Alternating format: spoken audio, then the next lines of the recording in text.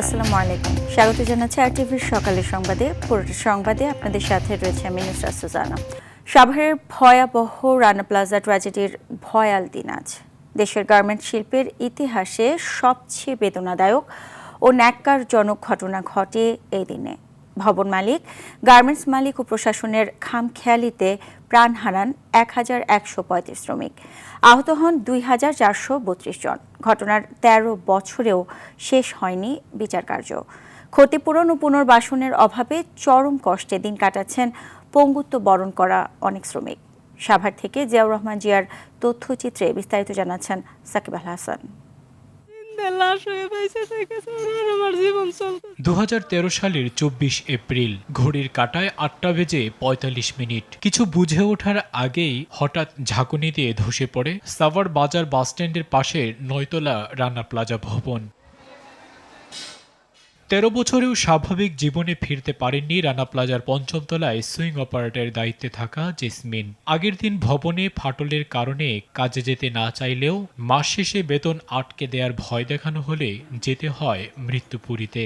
পয়সা আছে খালি যে ওই যে ট্রাস্টে আমাকে চিকিৎসাটা দেয়, এই ওষুধ খাইয়ে পয়সা আছে, খালি ওষুধ খাইলে চলে। পেটে যদি ভাত না থাকে ওষুধ খাইয়ে কি শরীর সুস্থ হয়, ভালো হয়। সেদিন মৃত্যুর হাত থেকে বেঁচে ফিরলেও শারীরিক নানা সমস্যায় জর্জরিত শিলা ও পারুল। শারীরিক যন্ত্রণা আর অভাব অনটনের মাঝে বেঁচে আছেন তারা। আমি কোনো বাড়ি কাজ করতে পারি না, আমার এই ওষুধের উপরেই আমার জীবন ধান চলে। কিন্তু আমি এই ওষুধগুলো 3 বেলা খাইতেও পারি না, কারণ আমি তো অন্য কর্ম করতে পারি না, মানুষের দ্বারা চাইয়ে চিনতে খাই। অভাবের সংসারে কিছুটা সচ্ছলতা আনতে মাসহ সুমি আক্তারও কাজ করতেন রানা প্লাজায়। মারাত্মক জখম আর ডান পা হারানো সুমি সেদিন মৃত্যুর কোল থেকে বেঁচে ফিরলেও হারিয়েছেন মাকে। নতুন সরকারের কাছে দাবি যে আমাদের সঠিক বিচার আমরা যেন পাই, আর আমাদের যে ক্ষতিগ্রস্ত হয়েছে সেই ক্ষতিগ্রস্ত সঠিক ক্ষতিপূরণ জানি আমরা পাই। শ্রমিকের এক জীবন আয়ের সমপরিমাণ অর্থ ক্ষতিপূরণের দাবি জানিয়েছেন গার্মেন্টস শ্রমিক ফেডারেশনের এই নেত্রী। আহত শ্রমিক রয়েছেন, তাদেরকে এখনো কোনো পর্যাপ্ত পরিমাণে কোনো ক্ষতিপূরণ দেওয়া হয়নি, এবং যারা নিহত এবং তাদের স্বজনদের কোনো ক্ষতিপূরণ দেওয়া হয়নি। আমরা জোরালো দাবি জানাচ্ছি, শ্রমিকদের এক জীবন আয়ের পরিমাণ তাদের ক্ষতিপূরণ দিতে হবে। শ্রমিকদের দাবি পূরণে যথাযথ উদ্যোগ নেবে নতুন সরকার, এমনটাই প্রত্যাশা আহত শ্রমিক ও শ্রমিক নেতাদের। সাকিব আল হাসান, আরটিভি। রানা প্লাজা ধস দেশের ইতিহাসে এক ভয়ঙ্কর ট্র্যাজেডি। মর্মান্তিক এ ঘটনায় দায়ের করা হত্যাসহ 5টি মামলার বিচার সাক্ষ্য গ্রহণেই আটকে আছে। আলোচিত এই মামলাগুলো কবে নাগাদ শেষ হবে তাও বলতে পারছে না রাষ্ট্র ও আসামি পক্ষের আইনজীবীরা। মমিন হোসেনকে সাথে নিয়ে আরও জানাচ্ছেন বিপুল দেবরায়। 1136 এটি কোনো সংখ্যা নয়, যেন এক একটি জীবন্ত প্রাণ, যা ঝরে পড়েছিল ঠিক 13 বছর আগে আজকের এই দিনটিতে। বলছি ঢাকার উপকণ্ঠে সাভারের রানা প্লাজা ধসে 1000-এর বেশি শ্রমিক নিহতের ঘটনার গল্প, যে গল্পে এখনও জড়িয়ে রয়েছে হাজারো মানুষের কান্না, শোক আর নানা স্মৃতি, সে সাথে বিচার দীর্ঘায়িত হওয়ার সংস্কৃতির নানা দীর্ঘশ্বাস। 2013 সালে নিহত ও আহতের ঘটনায় রানা প্লাজা ভবনের মালিক সোহেল রানাসহ বেশ কয়েকজনকে আসামি করে মামলা করা হয়। এই ঘটনায় শুধু কারাগারে রয়েছে সোহেল রানা। তার মধ্যে হত্যা মামলায় 594 জন সাক্ষীর মধ্যে 13 বছরে মাত্র 145 জন সাক্ষীর সাক্ষ্য গ্রহণ শেষ হয়েছে। এছাড়া আরও 5টি মামলার বিচার সাক্ষ্য গ্রহণে আটকে আছে। মামলার দীর্ঘসূত্রতার জন্য বিগত সরকারের উপর দায় চাপিয়ে রাষ্ট্রপক্ষের কৌশলী বলেন, এই বছরই হত্যা মামলার রায় ঘোষণা করা হবে। নিরলসভাবে কাজ করে যাচ্ছি প্রসিকিউশন টিম। আমাদের যে এভিডেন্সগুলো আছে সেই এভিডেন্সগুলোকে সর্ট আউট করে কোর্টে যাতে আমরা অ্যাডিউস করতে পারি অন টাইম, এবং এইটা আমরা যদি প্রপার ওয়েতে করতে পারি আমরা ভেরি সুন এই বছরের আগেই আমরা একটা এন্ডে পৌঁছাইতে পারবো। তবে মামলায় ভবন মালিক রানার প্রতি অবিচার করা হচ্ছে জানিয়ে তার আইনজীবী বলছেন, ন্যায় বিচার হলে খালাস পাবেন রানা। ন্যায় বিচার আমি রানা পাচ্ছি না, আমি ন্যায় বিচার প্রত্যাশা করি। আমাকে হয় জামিন দেখ, না হয় সাক্ষী হয় না, আমার এই বিচার সমাপ্ত ঘোষণা করুক। রাষ্ট্রপক্ষের কাছে আমার ঐকান্তিক আবেদন যে সাক্ষ্য আসুক, সাক্ষী সমাপ্ত হোক, সাক্ষ্য প্রমাণ শেষে যদি আমি বিচারে নির্দোষ প্রমাণিত হই তাহলে আমি মুক্তি পাবো, অন্যথায় আমার এই দণ্ডবিধির যে ধারা আছে সেই ধারায় আমার সাজা হবে। মামলার পরবর্তী শুনানি আগামী 30 এপ্রিল। ইতিমধ্যে রানার বাবা মা সহ মারা গেছেন 4 জন আসামি। বিপুল দেবরাই, RTV, ঢাকা। কেমন আছেন রানা প্লাজাতে একসময় কাজ করা সে মানুষগুলো? কী বা অবস্থা সে রানা প্লাজার জানাতে সাভার থেকে সরাসরি যুক্ত হচ্ছেন সহকর্মী জিয়াউর রহমান। জিয়া, রানা প্লাজা ট্র্যাজেডির 13 বছর তো হলো, কি অবস্থা মানুষগুলোর, আর অবস্থার কোনো উন্নতি কি হয়েছে তাদের? আমাদেরকে বিস্তারিত জানাবেন।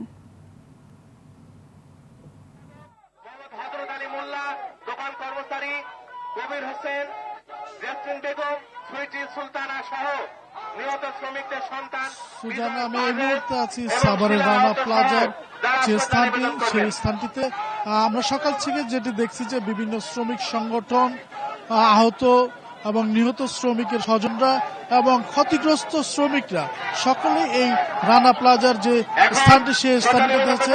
আপনি জানেন যে আজকে 13 বছর পূর্তি এবং 14 বছরের পদার্পণের দিন, এবং সকাল থেকে যেটি দেখেছি যে এখানে যেসব শ্রমিক নিহত হয়েছেন তাদের জন্য যে অস্থায়ী শহীদ বেদি রয়েছে সেই শহীদ বেদি তারা পুষ্পস্তবক অর্পণ করেছেন।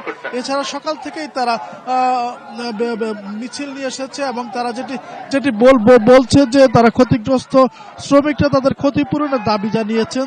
তারা বলছেন যে তারা এককালীন যে এক জীবনের যে ক্ষতিপূরণ সেই ক্ষতিপূরণ চাচ্ছেন। পাশাপাশি তারা যেটি বলছেন যে তাদের পুনর্বাসন, যে রানা প্লাজার যে স্থানটি সেই স্থানটিকে সরকার অধিগ্রহণ করে এখানে একটি ভবন নির্মাণ করা হলে যে ক্ষতিগ্রস্ত শ্রমিকরা তাদের পুনর্বাসন করা হয় সেটির দাবি জানিয়েছেন। আমরা যেটি দেখছি যে এখানে সংগঠন এখনো শহীদ বেদিতে যে পুষ্পস্তবক অর্পণ করছেন সেটি করছেন। আমরা যদি একটু কথা বলি, কি দাবিতে আজকে আপনাদের এখানে আগমন? আজকে আমরা প্রথমত 14টা মামলা আছে, সেই মামলাটার সমাধান চাই এবং যারা নিহত হয়েছে তাদের জন্য আমরা উপযুক্ত বিচার চাই। আর রানা প্লাজা থেকে সোর্স করত 31টা ভ্যান, এর মধ্যে 12টা ভ্যান কোনো ক্ষতিপূরণ দেয় নাই। আমরা তাদেরকে কারো তালিকাভুক্ত ব্র্যান্ড হিসাবে দাবি নিয়ে এখানে আসছি। একই সাথে নিহত পরিবার এবং আহত তাদেরকে পুনর্বাসন করারও আমরা দাবি জানাবো।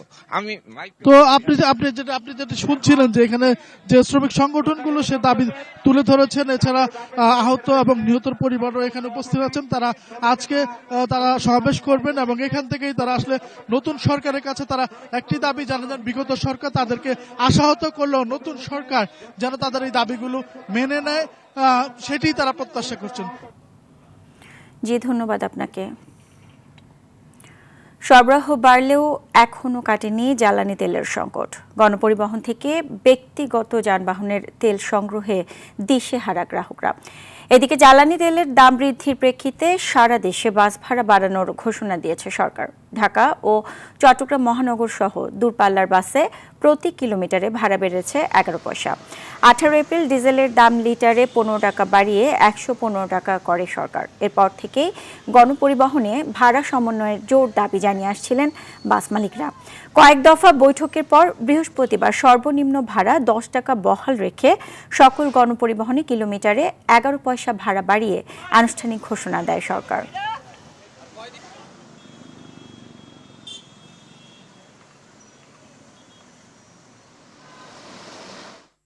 দর্শক, বাস ভাড়ার বিষয়ে জানাতে এই মুহূর্তে রাজধানীর রামপুরে রয়েছেন সহকর্মী মোহাম্মদ সায়েম। আমরা সরাসরি যুক্ত হচ্ছি তার সাথে। সায়েম, রাজধানীতে বাড়তি বাস ভাড়া কার্যকর হয়েছে কিনা এবং এ ব্যাপারে কি বলছে চালক ও যাত্রীরা, আমাদেরকে জানাবেন। জি সুজানা, আপনি যেমনটি বলছিলেন যে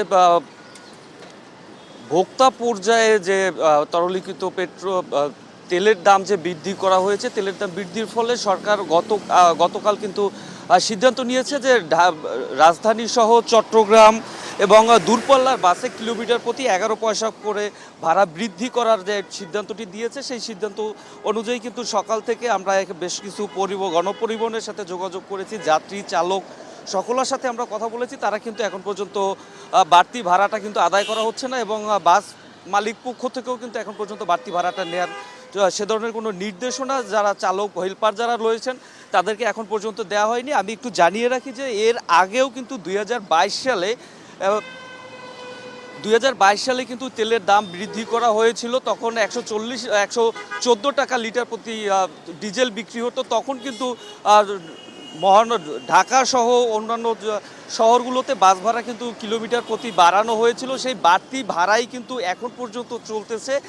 অর্থাৎ 2022 সালের পরে যে তেলের দাম যে ডিজেলের দাম যে কমানো হয়েছিল সে সময়টাই কিন্তু বাস ভাড়া কিন্তু কমানো হয়নি। সেই বাড়তি বাস ভাড়া কিন্তু এখন পর্যন্ত চলমান রয়েছে, যে কারণে আমরা এখন পর্যন্ত যারা বা পরিবহন যারা চালক এবং শ্রমিক এবং যারা যাত্রী রয়েছেন তাদের সাথে কথা বলে যতটুকু জানতে পেরেছি, এখন পর্যন্ত কিন্তু সরকার নির্ধারিত যে 11 পয়সা কিলোমিটার প্রতি বাড়তি বাস বাড়ানোর কথা সেটা কিন্তু এখন পর্যন্ত বাড়ানো হয়নি। এই ছিল আমার কাছে সর্বশেষ। সুজনা। জি, অসংখ্য ধন্যবাদ আপনাকে। জ্বালানি তেল ও নতুন ভাড়া সংযোজন নিয়ে আরও জানাতে চট্টগ্রাম থেকে সরাসরি যুক্ত হচ্ছেন সহকর্মী সাইফুল মাহমুদ। সাইফুল, ভাড়া সংযোজনের পর জ্বালানি তেলের সরবরাহ কি বেড়েছে কিনা এবং চিটাগাংয়ে কিলোমিটার প্রতি কেমন ভাড়া নিচ্ছে গণপরিবহনে আমাদেরকে জানাবেন। আসলে যেমনটি বলেছেন, আমি আপনাকে একটু জানিয়ে রাখি, আসলে তেলের দাম বৃদ্ধির পরও কিন্তু আসলে জ্বালানি তেলের যে সংকট সেটি কিন্তু আসলে কাটছে না। আমি আপনাদেরকে দেখানোর চেষ্টা করছি, একটি পাম্পে কিন্তু বন্ধ রাখা হয়েছে, তারা কিন্তু তার দিকে তারা দড়ি বেঁধে কিন্তু আসলে তারা ব্লক করে দিয়েছে যাতে কোনো গাড়ি প্রবেশ করতে না পারে। জ্বালানি তেলের দাম বৃদ্ধির পরও কেন আসলে পাম্পগুলো তাদের চাহিদা মতো তেল পাচ্ছে না সেটা কিন্তু আসলে তারাও বলতে পারতেছে না। তারা বললো আসলে তারা তাদের চাহিদা মোতাবেক তেল চাচ্ছে, তারপরে কিন্তু ডিপোগুলি থেকে তারা সেভাবে পাচ্ছে না। এবং ঢাকা চট্টগ্রাম মহাসড়কে আসলে চট্টগ্রাম থেকে 64টি জেলার এই গাড়ি এখান থেকে চলাচল করে। তবে এখনো পর্যন্ত সরকারের যে ভাড়া বৃদ্ধি করেছে সেই ভাড়া কিন্তু এখনো বাস মালিকরা কিন্তু বৃদ্ধি করেনি। এবং আমরা অনেক বাস কাউন্টারের সাথে কথা বললাম, তারা আমাদেরকে যেটা জানালো সেটি হচ্ছে যে এখনো পর্যন্ত মালিক সমিতির কাছ থেকে কোনো ধরনের তারা তথ্য পায়নি কিংবা তাদেরকে ভাড়া বাড়ানোর জন্য কোনো ইনফরমেশন দেয়নি, সেই জন্য তারা আগের ভাড়ায় নিচ্ছে। তবে লোকাল যেই গাড়িগুলি রয়েছে সেগুলো কিন্তু ওই 10 টাকা করে বাড়তি নিতেন।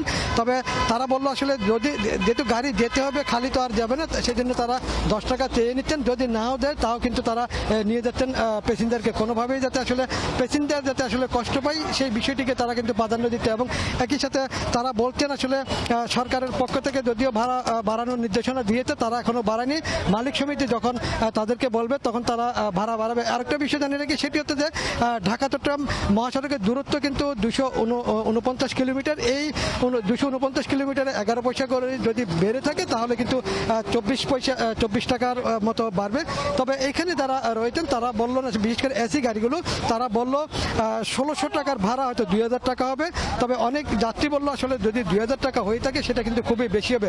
তবে এখনো পর্যন্ত যাত্রীদের কাছ থেকে সেরকম কোনো অভিযোগ পাওয়া যায়নি, যেহেতু গতকাল মাত্র নির্ধারণ করা হয়েছে আজকে এটা অনেকে যাবে, হয়তো অনেকে যাচ্ছে। এখনো পর্যন্ত সেরকম কোনো ধরনের যাত্রীদের সাথে বাক বিতণ্ডতা হয়নি। তবে পরবর্তীতে যদি মালিক সমিতি আসলে তাদের নির্ধারিত ভাড়া করে দেয় তখন হয়তো বুঝে যাবে আসলে যাত্রীদের সাথে চালক কিংবা হেল্পারের সাথে কি ধরনের বাক বিতণ্ডতা হয়ে থাকে।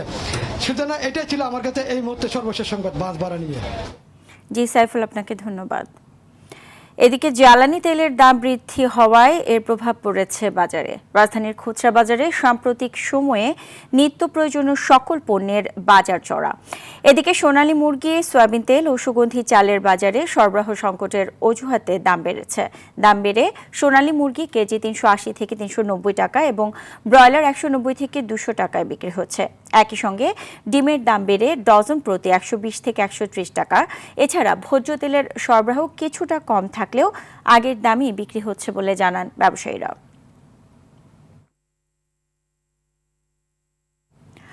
দর্শক, এই মুহূর্তে রাজধানীর কারওয়ান বাজার থেকে সরাসরি যুক্ত হচ্ছেন সহকর্মী আব্দুর রহিম। বাজারে সবজি ও ভোজ্য তেলের সরবরাহ কেমন দেখছেন এবং ক্রেতা বিক্রেতা কি বলছেন?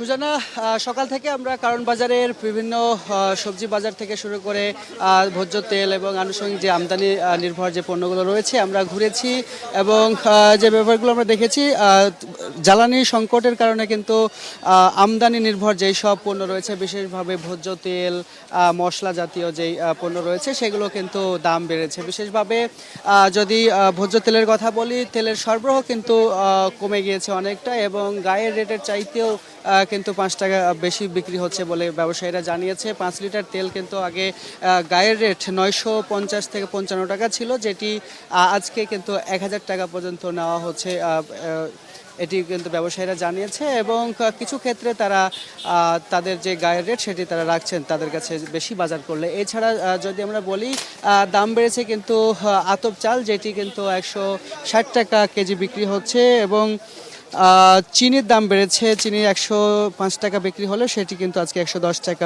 কেজি দরে বিক্রি হয়েছে। লবণের দাম বেড়েছে, লবণ কিন্তু 40 টাকা কেজি দরে বিক্রি হয়েছে এবং 25 কেজির বস্তায় 50 টাকা বেড়েছে বলে ব্যবসায়ীরা জানিয়েছে। দাম বেড়েছে খোলা ময়দার, যেটি আগে 45 থেকে 50 টাকা কেজি দরে বিক্রি হতো সেটি কিন্তু আজকে 60 টাকা কেজি দরে বিক্রি হচ্ছে। এছাড়া দাম আগের মতো রয়েছে, কিন্তু ছোলা এবং আদা রসুন এগুলোর দাম আগের মতো রয়েছে। দাম কিছুটা কমেছে গরুর মাংস এবং খাসির মাংসে কেজি প্রতি 20 থেকে 30 টাকা কমে বিক্রি হয়েছে বলে আমরা জানতে পেরেছি। সব মিলিয়ে কিন্তু আমদানি নির্ভর যে চাল, সেই চালের দামটিও কিন্তু আগের দামে বিক্রি হচ্ছে এবং সবজির বাজারে কিছুটা বাড়তি থাকলেও কিন্তু ভোজ্য তেলের আমদানি কম রয়েছে। তো এই ছিল আমার কাছ থেকে কারণ বাজারের সর্বশেষ। সুজানা। জি, আপনাকে ধন্যবাদ। থামছে না হামের সংক্রমণ। দেশে গতকালও হাম উপসর্গ নিয়ে আরও 5 শিশুর মৃত্যু হয়েছে।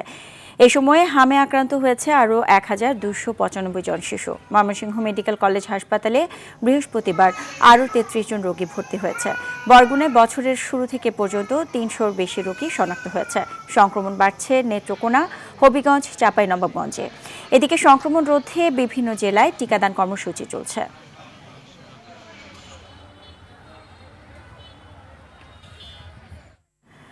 দুর্নীতির টুটি চেপে ধরার কথা যে প্রতিষ্ঠানের, সেই প্রতিষ্ঠানই এখন লাগাম ছাড়া।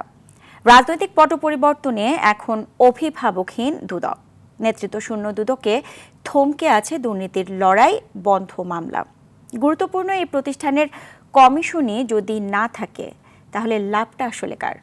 বিশেষজ্ঞরা বলছে স্থবির দুদকের সুযোগ নিচ্ছে চিহ্নিত দুর্নীতিবাজরা। শাকিলা করিমের প্রতিবেদনে থাকছে এটি বিস্তারিত। গেল মাসের 3 তারিখ হঠাৎই পদত্যাগ করে বসে পুরো দুদক কমিশন। আইন অনুযায়ী 30 দিনের মধ্যে কমিশন গঠন করার কথা থাকলেও নতুন কমিশন না হওয়ায় কার্যক্রমে দেখা দিয়েছে স্থবিরতা। কার্যক্ষমতা কমে যাওয়ায় গুরুত্বপূর্ণ সিদ্ধান্ত ঝুলে থাকার পাশাপাশি শূন্যতার সুযোগ নিচ্ছে দুর্নীতিবাজ চক্র। তদন্ত থমকে, সিদ্ধান্ত ঝুলে, আর তাতেই বাড়ছে দায় মুক্তির সংস্কৃতি। সরকারের যে কথা ছিল যে দুর্নীতির বিরুদ্ধে জিরো টলারেন্স বা দুর্নীতি বিরোধী পদক্ষেপকে জোরদার করা হবে, সেইটার সাথে তাদের এই কার্যক্রমটা মিলছে না। একে হলো পদত্যাগ করানো, সেই কমিশন যে খুব একটা যে খারাপ করছিলেন তাও নয়, তারা এই যে সময়টায় ছিলেন সেই সময়টার ভেতরে তারা পারসেপশন যাদের বিরুদ্ধে আছে দুর্নীতিবাজ, সেই রকম মানুষদের এবং বড় বড়গুলোই তারা ধরেছিলেন। এখন প্রশ্ন, কমিশন গঠনে বিলম্ব কেন? এটি কেবল প্রক্রিয়াগত জটিলতা নাকি এর পেছনে রয়েছে অন্য কোনো বিবেচনা? যারা দুর্নীতিবাজ তারা দেদারসে দুর্নীতি করতে পারছে এবং দুর্নীতির যে সমস্ত প্রমাণ, আলামত ইত্যাদি সেইগুলোকে তারা আড়াল করতে পারছে, নষ্ট করতে পারছে, সেইগুলো করতে পারছে। তাদের বিরুদ্ধে কোনো ব্যবস্থা নেওয়া হচ্ছে না। তো এইটা দুর্নীতি দমনের ক্ষেত্রে বাজে একটা ব্যাড ইফেক্ট এটি পড়ছে। কমিশন গঠনে বিলম্ব শুধু প্রশাসনিক সমস্যা নয়, এটি সরকারের ভাবমূর্তির সাথেও জড়িত বলে মত বিশেষজ্ঞদের। ইনু সরকারের বদনাম দিয়ে কোনো লাভ হয় না, তারা চলে গেছে। তো সুতরাং নতুন সরকারের উচিত নিজে তাদের আস্থাটা অর্জন করার মানেই হচ্ছে যে চলমান ছিল যেগুলি ইনস্টিটিউশনস ওইগুলিকে চালিত রাখা, এবং না করলে তার কনসিকুয়েন্সটা বদনামটা হবে এই সরকারের। বিশেষজ্ঞরা মনে করছেন দ্রুত সময়ের মধ্যে একটি গ্রহণযোগ্য ও নিরপেক্ষ কমিশন গঠনই হতে পারে এই সংকট কাটানোর একমাত্র উপায়। তোমার এবং তোমার বিরোধীদের মধ্যে অনেক লোক আছে নিউট্রাল, তার একটা তৃতীয় মত থাকতে পারে, এই মতটাকে সম্মান করা এবং সেই সমস্ত লোকই নিয়ে আসা যারা নিউট্রাল মতবাদী, দল নিরপেক্ষ লোক। দলখানা লোকেরাই হাসিনাকে ডুবাইছে। যত বিলম্ব ততই দুর্বল হয় প্রতিষ্ঠান আর শক্ত হয় দুর্নীতির শেকড়। দুদককে কার্যকর রাখতে হলে দ্রুত কমিশন গঠন এখন সময়ের দাবি। দুর্নীতির বিরুদ্ধে লড়াই কাগজে নয়, বাস্তবে দেখতে চায় মানুষ। আর সেই লড়াইয়ের প্রথম শর্ত একটি শক্ত, স্বাধীন এবং নির্ভরযোগ্য দুদক কমিশন। শাকিলা করিম, RTV, ঢাকা। পুরান ঢাকায় আইনের চোখের সামনে গড়ে উঠেছে এক ভয়ঙ্কর অবৈধ সাম্রাজ্য। চকবাজার, ইসলামবাগ ও লালবাগে শত শত নিষিদ্ধ পলিথিন কারখানা, আর রাতের অন্ধকারেই চলছে কোটি টাকার বাণিজ্য। প্রশ্ন উঠছে, আইন কোথায়, নজরদারি কোথায়? কারা চালাচ্ছে এই শক্তিশালী সিন্ডিকেট, আর কিভাবে বছরের পর বছর নির্বিঘ্নে চলছে এই অবৈধ কার্যক্রম? বাস্তব চিত্র তুলে ধরতে মুনতাসির মামুনের 2 পর্বের অনুসন্ধানী প্রতিবেদনের আজ প্রথম পর্ব। ক্যামেরায় ছিলেন নাজমুল হোসেন সাইমন। পুরান ঢাকার চকবাজার, ইসলামবাগ, কামরাঙ্গীচর ও লালবাগ এই 4 এলাকাকে কেন্দ্র করে সক্রিয় প্রায় 550 অবৈধ পলিথিন কারখানা। প্রতিদিন কারখানায় উৎপাদিত হচ্ছে বিপুল পরিমাণ পলিথিন, যা শক্তিশালী সিন্ডিকেটের মাধ্যমে ছড়িয়ে পড়ছে ঢাকা সহ সারা দেশে। এর মূল হোতা হাজি মুরাদ ওরফে পলিথিন মুরাদ জানালেন, এই কাজে তিনি এখন নেই, আছেন পলিথিন পরিবহন ব্যবসায়। এই নেটওয়ার্কের কেন্দ্রবিন্দু চকবাজারের ইমামগঞ্জ। রাত 10টা থেকে ভোর পর্যন্ত চলে পলিথিন লোডিং আর পরিবহন। এখান থেকেই দেবীদাসঘাট ও সোয়ারিঘাট হয়ে পলিথিন পৌঁছে যাচ্ছে দেশের বিভিন্ন প্রান্তে। এখন 50-60টা কন্টেনার প্রতিদিন যায় না? কি কর না কোন, আমি তো আরো শুনতেছি বলে আপনি প্রতিদিন 50-60 কন্টেনার, প্রচুর বাইরের ব্যবসা। আমি সোয়ারিঘাট শুনলেই খালি রহমানিয়া, মধুপুর এটার কথাই বলতেছে।